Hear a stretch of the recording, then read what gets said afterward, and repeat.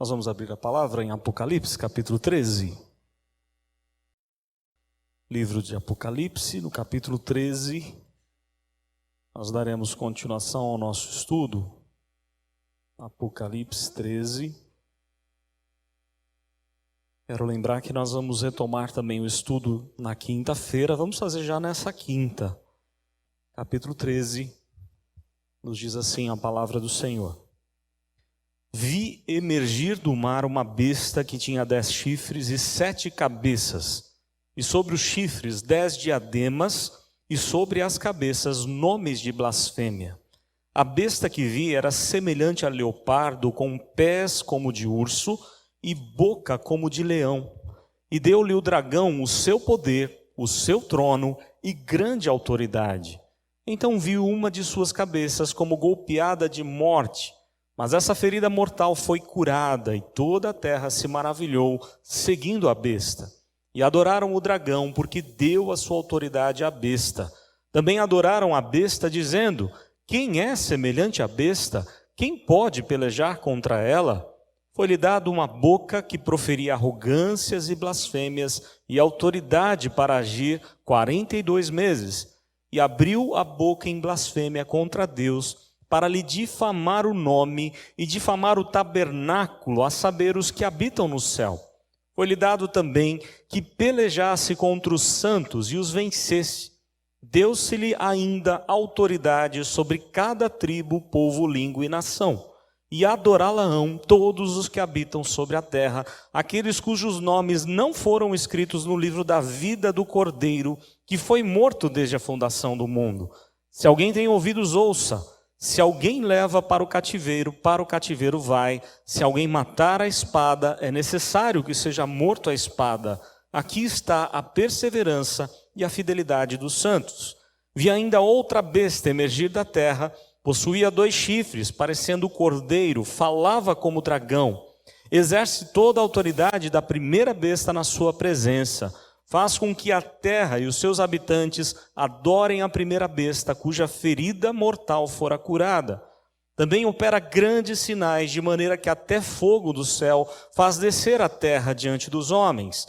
Seduz os que habitam sobre a terra por causa dos sinais que lhe foi dado executar diante da besta, dizendo aos que habitam sobre a terra que façam uma imagem à besta, àquela que ferida a espada sobreviveu. E lhe foi dado comunicar fôlego à imagem da besta, para que não só a imagem falasse, como ainda fizesse morrer quantos não adorassem a imagem da besta.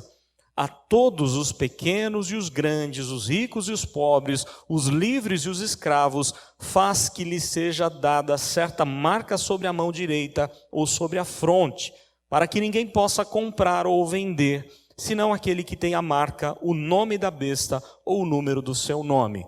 Aqui está a sabedoria. Aquele que tem entendimento, calcule o número da besta, pois é número de homem. Ora, esse número é 666. Oremos. Ó Deus, mais uma vez nós nos encontramos diante da Tua palavra e reconhecemos quão pequenos somos para entendê-la. Ela foi escrita num contexto tão diferente do nosso, numa língua diferente, em ocasiões totalmente diferentes. E assim, ó Deus, nós temos alguns mistérios na própria palavra do Senhor e rogamos ao Teu Santo Espírito que nos ajude, ilumine a nossa mente, aplique a Tua verdade, faz-nos, ó Deus, revela-nos aquilo que o Senhor deseja falar ao nosso coração nessa noite. Por isso, toma conta desse momento, para que o Teu Santo Espírito fale com poder ao nosso coração, trazendo paz, alegria e confiança total no Senhor. Oramos agradecidos em nome de Jesus. Amém. Nós estamos diante de um texto, talvez um dos mais controversos de toda a palavra de Deus. Há várias interpretações desse texto. Pessoas que se aproximam desse texto inventando as ideias mais mirabolantes que a gente possa imaginar. A gente está realmente diante de um texto que traz várias dificuldades, são 2 bestas, 2 grandes animais que são vistos, e nós precisamos definir, ou tentar definir, o que representa o primeiro animal, o que representa o segundo animal. Eu não sei se consegue projetar lá o que eu coloquei. Se conseguir, ajuda. Na verdade, nós vamos, a partir do próximo domingo, depois na hora dos avisos eu vou explicar, as crianças elas vão anotar o culto, as partes do culto, e aí o nosso combinado é que a gente coloque algumas coisas para ajudar as crianças, e não só as crianças, mas todos nós, algumas coisas para a gente poder não se perder aí na hora da mensagem. Então nós precisamos definir quem é a primeira besta, quem é a segunda besta, o que o texto está falando. Também há o problema da marca da besta, do número da besta. E aí são várias e várias interpretações que nós temos. Por exemplo, com relação à besta, a primeira besta, que é o próprio anticristo, nós temos várias vertentes, várias pessoas que inventaram as suas diversas posições. Já ouvimos, né, dos imperadores romanos serem aí a representação dessa besta. Nós ouvimos que o anticristo poderia ser o Papa, os reformadores defendiam isso, que na época deles o Papa era o próprio anticristo. Nós ouvimos que Napoleão poderia ser, que a maçonaria poderia ser, e tantas outras coisas, como Hitler e outros personagens da história poderia ser aí, quem sabe, a primeira besta ou o anticristo. Também na segunda besta, o que mais chama a atenção é a marca dela, que é o número 666, e a marca que está na mão direita e na fronte. Isso já foi matéria de tantas e tantas interpretações. Eu queria chamar a atenção da seguinte questão. Qualquer livro, qualquer literatura, ainda mais literatura antiga, precisa de regras na sua interpretação. E com a palavra de Deus não é diferente. Eu não posso interpretar a Bíblia conforme eu bem queira. Senão eu faço o que eu quiser com a palavra de Deus. Todas as seitas, todas as falsas religiões usam a Bíblia de maneira falsa, com a interpretação errada das Escrituras, assim como Satanás fez tentando a Cristo. Então eu não posso me aproximar desse texto bíblico e interpretar como bem entendo, eu preciso de regras. E uma das principais regras de interpretação bíblica, quem já fez algum curso teológico, algum curso como CEFOC, por exemplo, aprendeu isso. Uma das principais regras da interpretação bíblica é que o texto ele tem uma mensagem para a sua época. A mensagem para a época de João. E a mensagem que está lá para a época de João não pode ser muito diferente da mensagem para todas as épocas. Ok? Exemplo, eu não posso tirar lições desse texto de algo que nunca passaria pela mente do povo de Deus naquela época. Já estou dando a dica.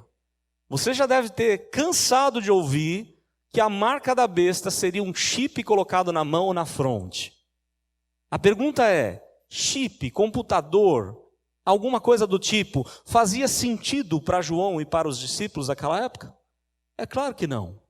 Então eu não posso inventar uma teoria que tem a ver com a minha época para um texto que não foi escrito para a minha época. Foi escrito para um contexto específico de perseguição forte contra a igreja, a tanto que o líder da igreja, o maior líder da igreja vivo até aquele momento, porque todos os outros já haviam morrido, o único grande líder da igreja ainda vivo estava preso por ordem do imperador Domiciano. Esse é o contexto de perseguição, de sofrimento. E Deus revela a João que apesar de todo o sofrimento, de toda a perseguição, ele tem boas notícias para dar. Que o povo de Deus pode sim se confortar, encorajar com aquilo que Deus vai fazer na vida do seu povo. Então o texto foi escrito com esse propósito de mostrar a vitória de Deus, do Cordeiro de Deus e da sua igreja. Há pessoas que não se aproximam desse livro com medo, com receio, ainda mais desse capítulo que fala de duas bestas, duas feras terríveis. E as pessoas morrem de medo desse texto, quando na verdade o texto vai apontar que apesar de serem cruéis e ferozes, elas estão derrotadas. E que Deus sim é o vitorioso, e que aquele que está com o Cordeiro, esse sim vai vencer. Essa mensagem não só desse capítulo, mas de todo o livro do Apocalipse, apesar do sofrimento, da perseguição e das grandes bestas que estão ao nosso redor, até desde o tempo deles até o nosso tempo, nós temos o Deus vitorioso conosco. Essa é a mensagem principal. E a pergunta, então, eu coloquei algumas questões para a gente pensar. Então a primeira é, quem é a primeira besta? A quem o texto está se referindo? Se você notar, se você lembrar, no capítulo 12... há uma batalha do dragão, que é o próprio Satanás, para impedir a vinda de Cristo. A semente da mulher, ele quer de todas as formas impedir que Cristo venha, para acabar, frustrar os planos de Deus e condenar todos nós ao inferno. Mas ele não foi vitorioso, ele perdeu, e ele foi expulso do céu. Há uma peleja no céu, e Miguel com seus anjos expulsam Satanás, porque ele não mais pode nos acusar diante de Deus. Lembram disso? Ele não tem mais autoridade para nos acusar, porque antes da morte, da ressurreição e da glorificação de Cristo no céu, Satanás tinha uma chance. Legalmente ele tinha como chegar diante do Pai e nos acusar, mas agora não há mais. Ele já foi golpeado com morte ou com um golpe mortal. Ele já está derrotado, ele já foi ferido na cabeça. Lembram de Gênesis 3,15? Cristo, aquele que nasceu da semente da mulher, esmagou a cabeça da serpente lá na cruz, na sua morte e ressurreição. Então Satanás já foi completamente destruído, só que ainda ele está agindo por permissão de Deus. Deus está permitindo que Satanás venha agir no meio do seu povo. E aí o verso 12, o 17 do capítulo 12 termina dizendo isso. Ele não conseguiu acabar com Cristo, com o próprio Cristo, impedir que ele viesse. Então o que ele faz? Ele se volta contra quem? Contra os descendentes da mulher, contra a igreja.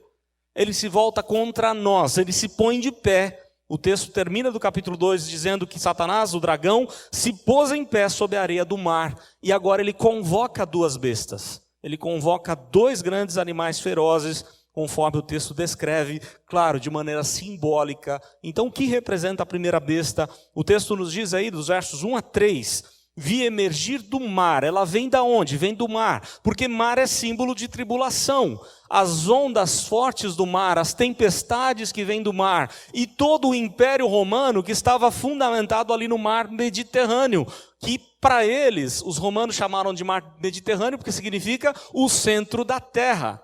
Eles acham que estão no comando de todas as coisas. Eles navegam aquele mar e comandam tudo ao redor do mar. Tudo é do Império Romano.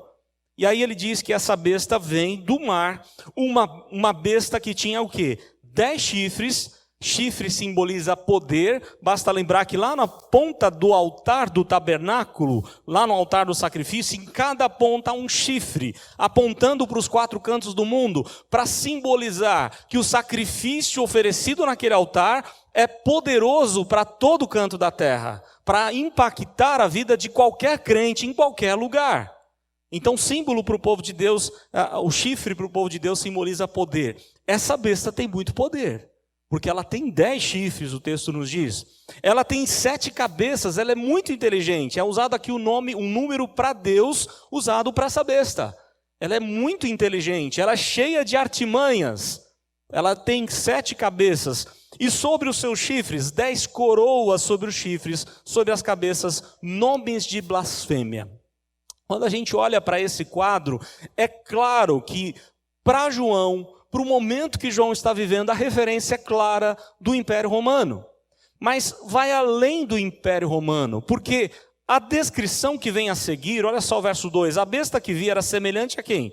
Leopardo, com pés de urso e boca de leão. Os irmãos lembram algum texto da palavra de Deus que tem essa mesma característica? Daniel 7. Quando lá em Daniel 7, a referência é a todos os impérios, a começar de Nabucodonosor, dos medo-persas, dos gregos e dos romanos. Em outras palavras, essa primeira besta representa todos os governos que são anticristãos, todos os governos contrários ao povo de Deus, contrários a Deus. E isso nós sempre vamos experimentar, assim como sempre experimentamos o povo de Deus, tanto no Antigo Testamento quanto no Novo, tem experimentado governos cruéis, que perseguem o povo de Deus, que matam, que zombam de Deus, que blasfemam contra Deus. E aí o texto então faz essa referência. Claro que cada animal aqui tem uma ideia, uma nuance, um detalhe de poder desses animais. A rapidez do leopardo, que lá para Daniel era o Império Grego, a rapidez com que Alexandre o Grande tomou conta de todo o seu império. Agora você tem aqui o leão, a força da pisada do leão, aliás do urso, da patada do urso, e a força do leão, do rugir do leão, o poder que tem o leão como um grande e feroz animal. E aí o texto vai dizer que quem dá poder a essa besta é quem? Verso 2 ainda. E deu-lhe o dragão o seu poder, o seu trono e grande autoridade. Vejam só. Quem dá autoridade para essa besta, para esse governo, esse governante, que para Daniel 7 tem o anticristo surgindo lá, que se cumpre em Antíoco Epifânio e que aponta para todos os anticristos em todas as épocas. E aqui eu preciso fazer um parênteses. Há pessoas que pensam assim: eu não preciso me voltar para Deus agora, porque a hora que surgiu o anticristo, aí sim eu vou buscar o Senhor. Olha que engano de Satanás. Porque a hora que o anticristo surgir de maneira nítida, porque a palavra de Deus diz que todos os outros que vieram antes eram também anticristos. João escreve na sua carta dizendo: há muitos anticristos entre nós. Então cuidado para esperar aquela figura do anticristo, porque essa figura do homem da iniquidade, ela vai vir exatamente na volta do Senhor Jesus. Aí não dá mais tempo. Não dá mais para você falar: agora sim eu vou me voltar para Deus. Isso é terrível engano. Porque os anticristos já estão aí, sempre estiveram aí, e apontam para a figura do homem da iniquidade, o anticristo que será solto junto com Satanás para o juízo final, para quando não mais haverá tempo de salvar ninguém. Então, o texto vai falar agora, verso 3 ainda: então vi uma de suas cabeças como golpeada de morte, mas essa ferida mortal foi curada, e toda a terra se maravilhou segundo a besta. Olha só. Ela recebe uma ferida, ela foi golpeada, mas ela ainda vive. Ela ainda persevera. Ela ainda causa danos. É isso que acontece com Satanás.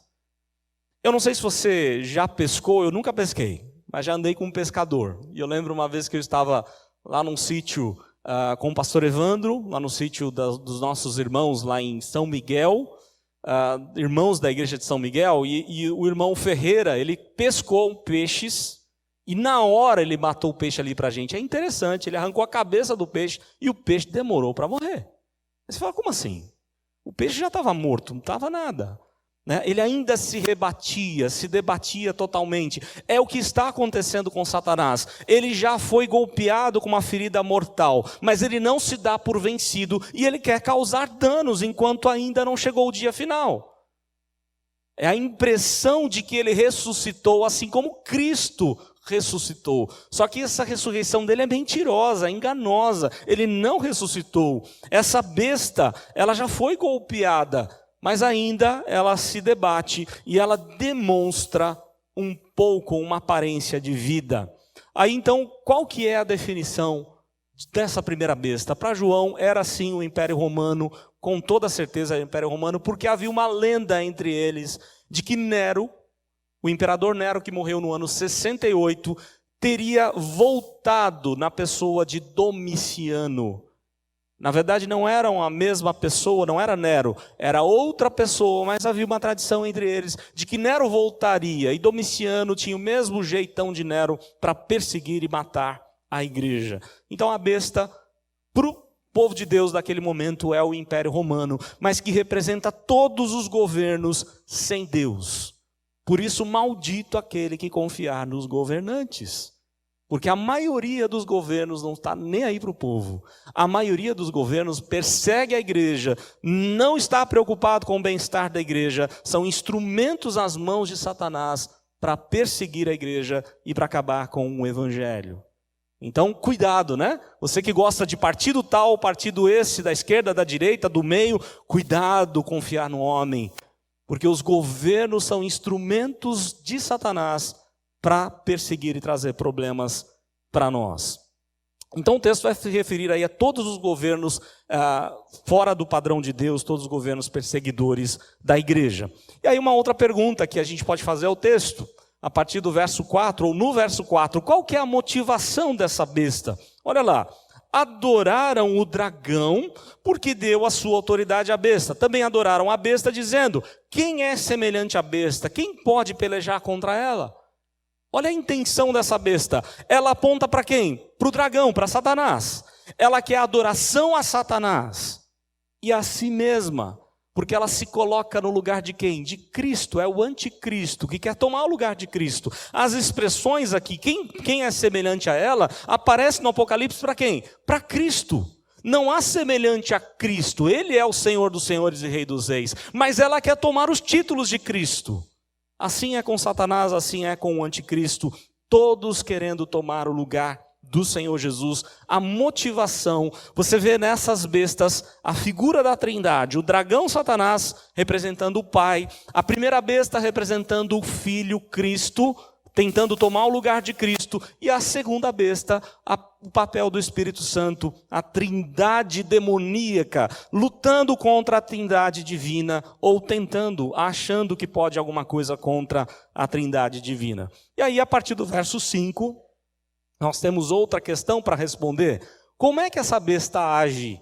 Dos versos 5 a 8, olha só como é que ela age.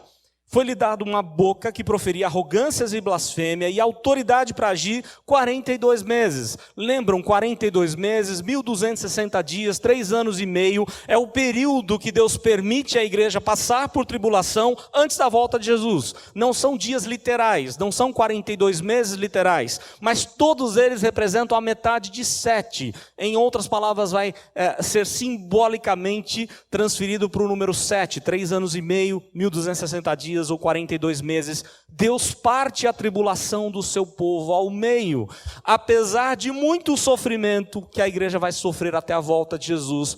Vai chegar um tempo que Deus tira a igreja da grande tribulação e não permite que ela sofra até o fim, como sofrerão aqueles que não são do Senhor. Então o texto diz aí que ela fala arrogância, blasfêmia, ela se intitula divindade, assim como os imperadores daquela época. Verso 6, abriu-se a boca em blasfêmia contra Deus, para lhe difamar o nome, difamar o tabernáculo, a saber os que habitam no céu. Ela quer tirar de nós o quê? As promessas de Deus. Quer difamar o nome de Deus. Quer fazer com que você desconfie do poder de Deus. Olha que estratégia. Fazer você desconfiar do amor de Deus, da fidelidade de Deus pelo seu povo, da profecia, da palavra do Senhor. Essa é a estratégia de Satanás. Fazer com que naquele momento de perseguição, como a igreja estava sofrendo, no momento de perdas, de luto, de tristeza, de enfermidade, a gente passa a achar que Deus não liga para a gente, que Deus não é fiel a nós, que Deus não está nem aí para o seu povo. É a estratégia de Satanás todos os dias contra nós. Fazer a gente duvidar do grande amor de Deus, das grandes promessas do Senhor. Aí o verso 7, foi-lhe dado também que pelejasse contra os santos e os vencesse. Olha só, os santos, a igreja será vencida, entre aspas. A ideia é de que a igreja pode morrer no seu físico, você pode perder o seu corpo, como era o caso de muitos deles, como era o caso de João, que foi privado dos seus familiares, dos seus amigos da sua igreja, estava preso em Pátimos, e muitos sendo cerrados ao meio, sendo lançados numa fogueira, ou pendurados em tocha, em postes, com piche, com petróleo, e queimados, ou sendo jogados na cova dos leões, ou para os gladiadores. A igreja está perdendo a vida e aparentemente a igreja está sendo vencida. E é isso que o texto está dizendo, olha só. Para lhe difamar o nome, o tabernáculo, aí foi-lhe dado que pelejasse contra os santos, vencesse, deu-se-lhe ainda autoridade sobre cada tribo, povo, língua e nação. Mas olha os verbos, olha só o que o texto está dizendo. Quem é que está dando? Quem está no controle? É Deus quem está no controle. Foi-lhe dado, Deus está permitindo. Deus nunca perdeu o controle de nada. Deus não foi pego de surpresa quando Adão pecou. Deus não foi pego de surpresa quando esses homens tramaram contra o povo de Deus. Deus não é pego de surpresa quando os homens, quer lá em Brasília, quer em qualquer outro país, trama contra as pessoas. Deus está vendo todas as coisas.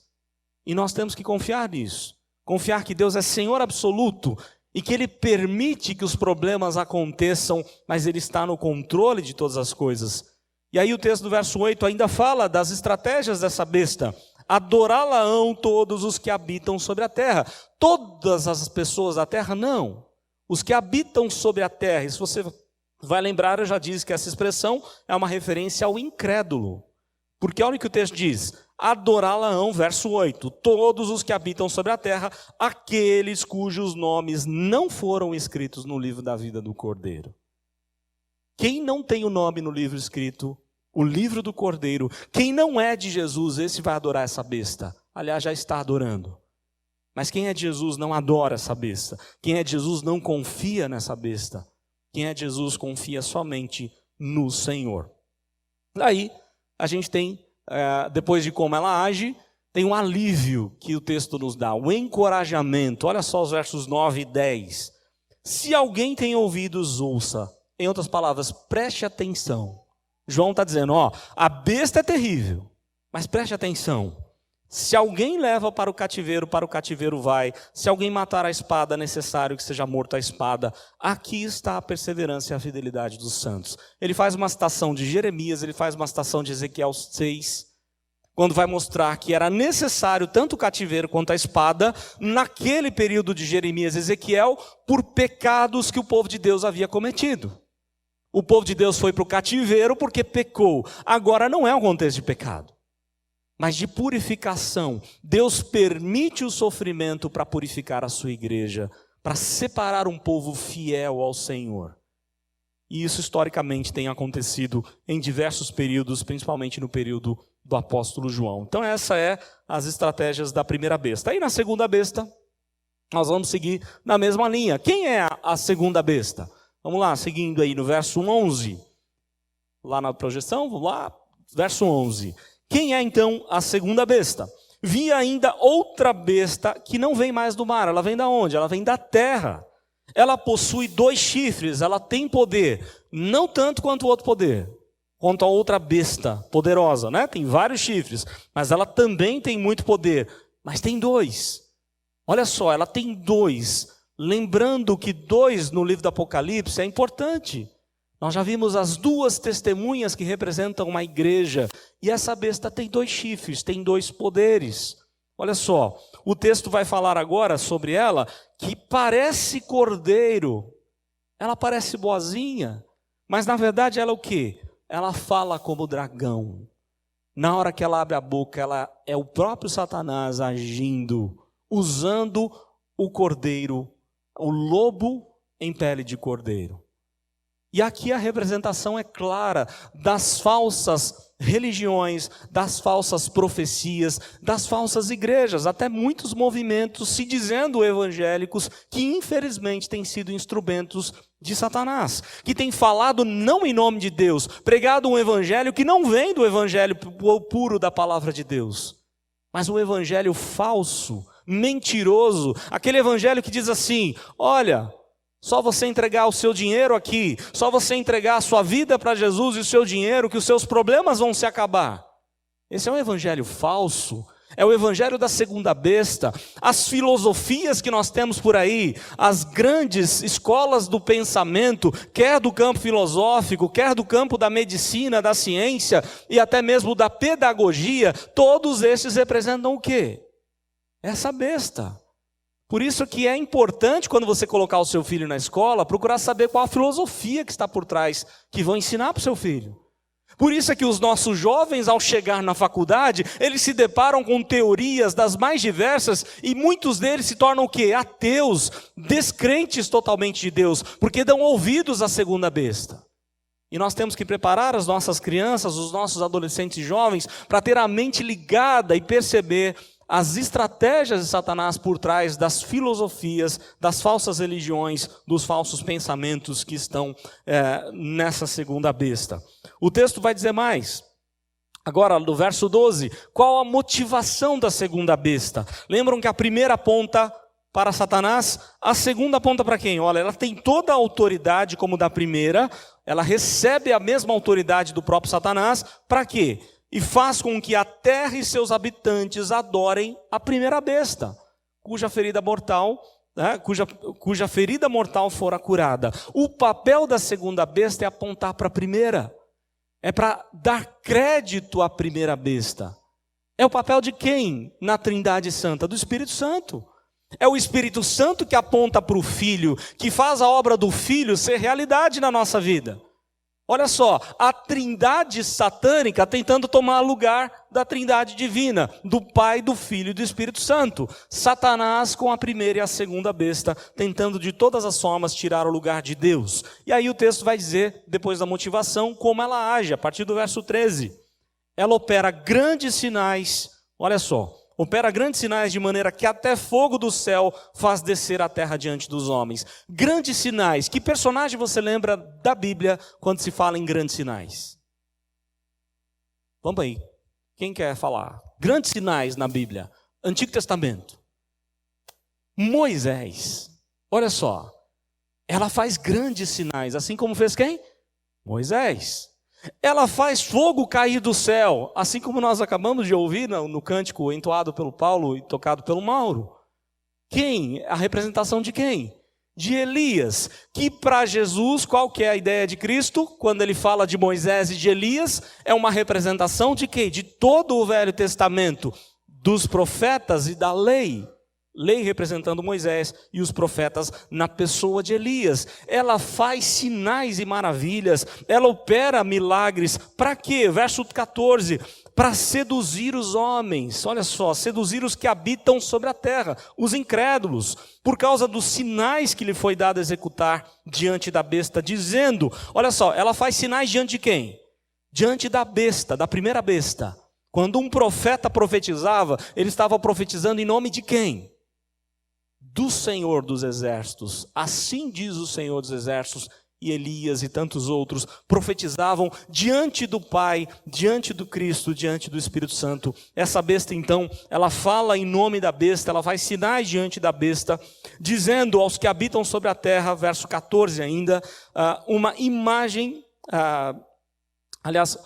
dizendo aos que habitam sobre a terra que façam uma imagem à besta, aquela que ferida a espada sobreviveu. Idolatrias.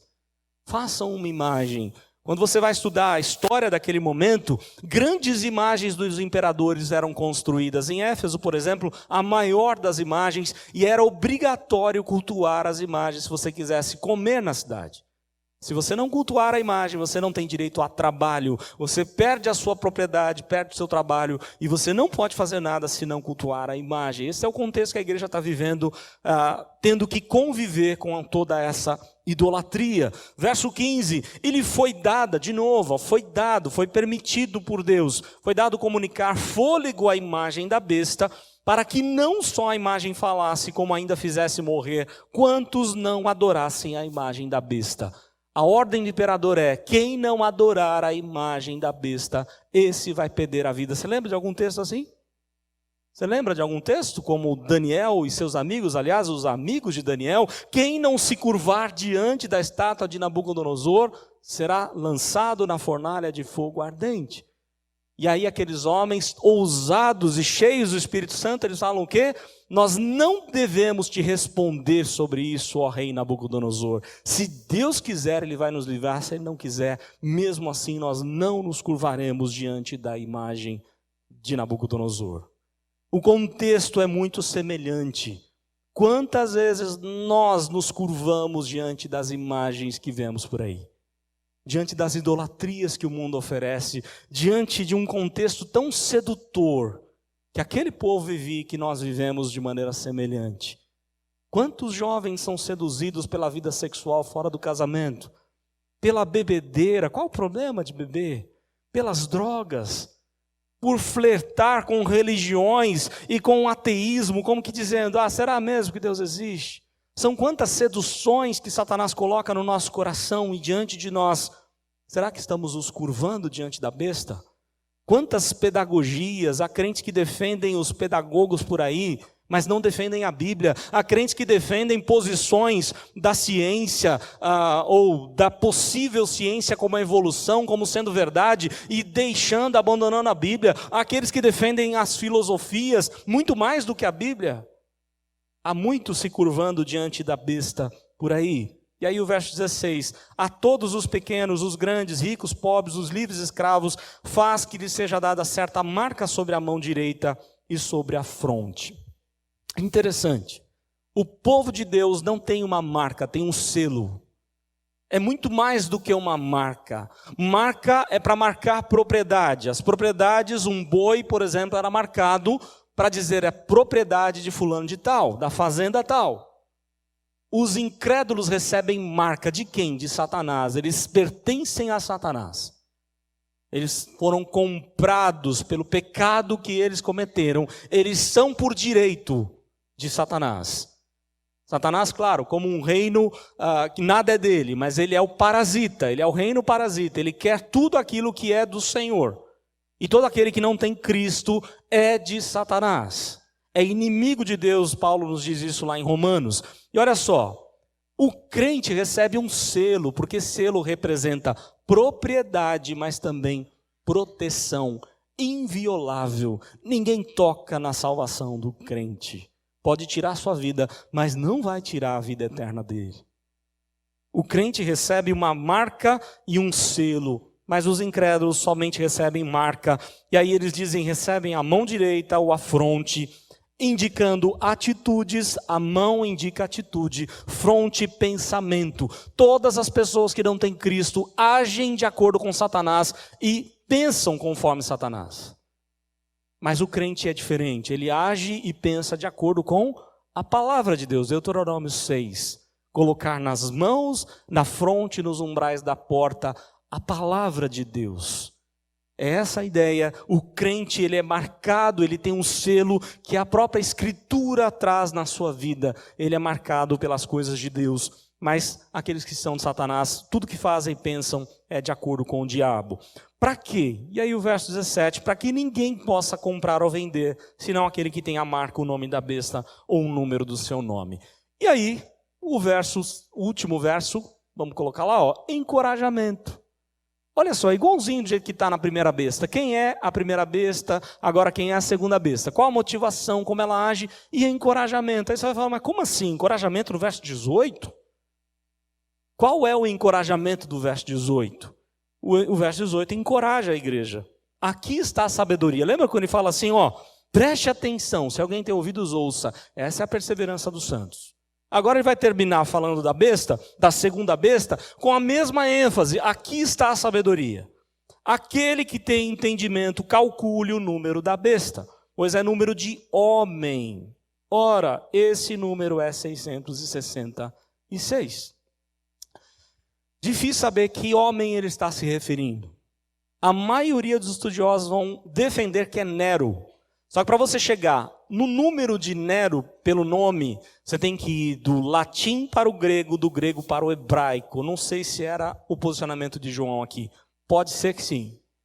Alguns pensam que aquilo que estava escrito na coroa do Papa, você calculando, chega ao número de 666. Mas o fato não é esse. O fato não é se João está se referindo a um homem específico. E se ele estivesse se referindo a um homem específico, era o imperador romano da sua época, que é Tito Domiciano. Uma das possibilidades do número 666 é Tito, não o Vespasiano do ano 70, mas o Domiciano do ano 95, do ano da escrita do Apocalipse. Acontece que o que João quer dizer, o que Deus está revelando a João é, esse número, fique calmo, irmãos, é número de homem, é número imperfeito, é número 6, não é número 7. 777 é o número que representa Deus e a Trindade Santa, é um número perfeito.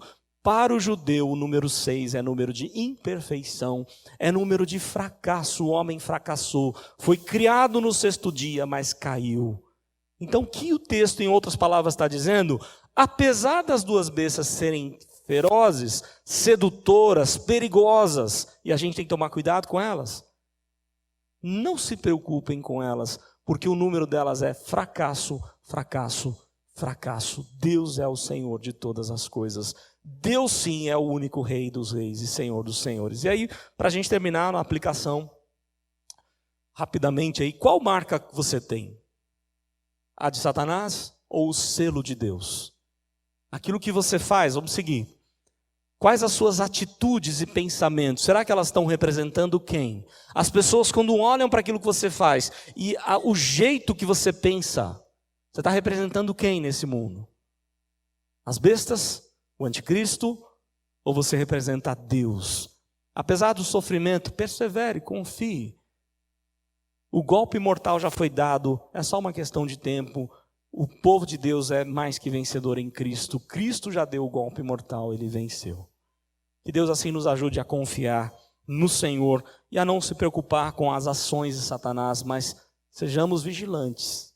Ele é sábio ou inteligente, sábio não, ele é inteligente, ele tem poderes e ele está pronto para destruir a nossa vida. Ele vem para matar, roubar e destruir, mas Cristo vem para dar vida e vida em abundância. Deus assim nos abençoe.